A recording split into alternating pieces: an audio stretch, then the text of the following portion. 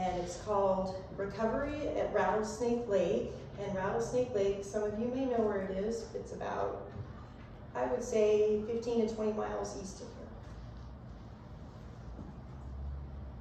here. Get help, someone on a paddleboard said to people on shore. Her words were hard to make out in the wind skimming over the water. My friend Raina and I looked up and across the lake, where we'd agreed to a quick swim followed by a bike ride home. This warm August day was the first time we'd ridden our bikes up an old railroad grade on a 7-mile trek from the valley to the lake. We trained for the ride after work. Despite our practice, traveling the full distance in one fell swoop was tougher than we imagined. Should we go back, I'd said after we stopped partway to catch our breath. The light dipped lower. Raina leaned over the handlebars. Her hair, like mine, was tied in a ponytail.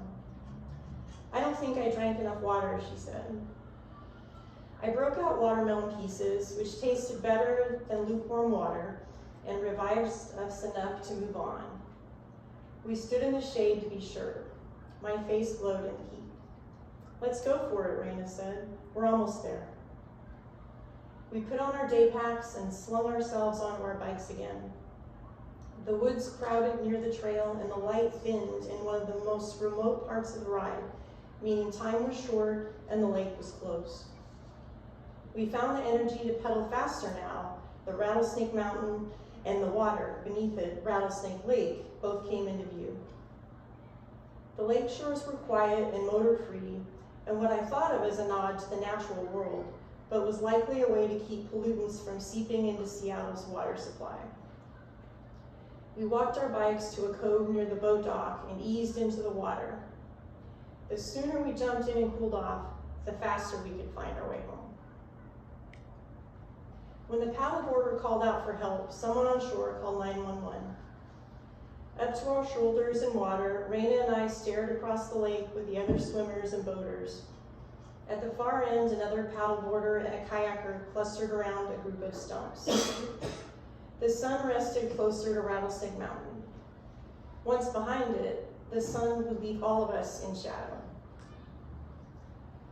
Before the early 1900s, prairie lands and forest edges once covered the valley floor instead of water. The stumps lining the lake were old growth trees. Native peoples once used these open spaces for their plant and wildlife resources. As the population of European American settlers in the Seattle area grew, so did the need for water and electricity. The region's rivers and lakes, fed by snowmelt, supplied much of this demand.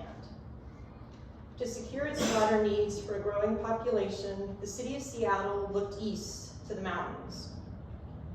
On land acquired in 1899, the city completed Masonry Dam on the Cedar River in late 1914, creating Chester Morse Lake. Workers lived in city-provided housing located near the site.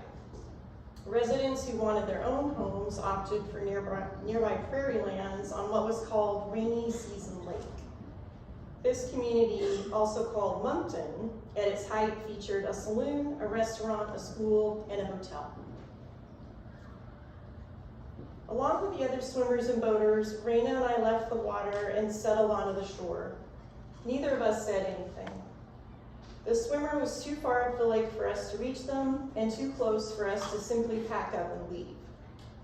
It was as if by staying, we hoped to somehow save them. In a collective motion, we shaded our faces with our hands to stare down the length of the lake and into the sun.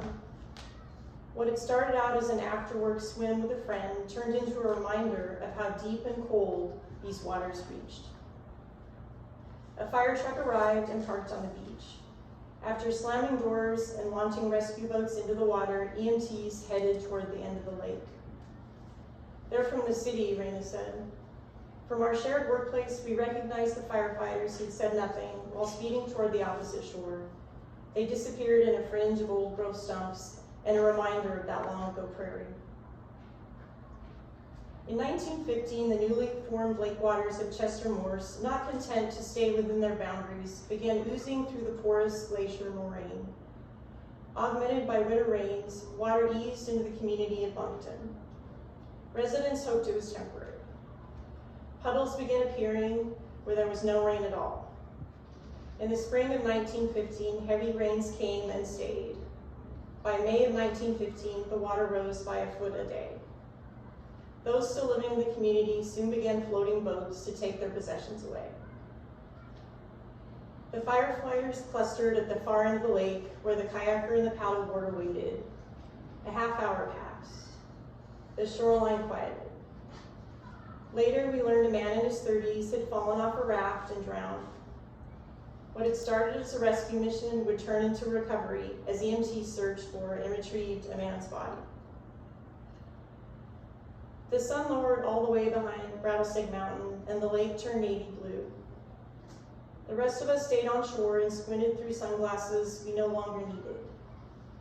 The firefighters remained at the far end of the lake. Everyone, Raina and I included, started packing up to leave. We still had a ride through the woods ahead of us. No one said anything. The stumps faded until we lost sight of them.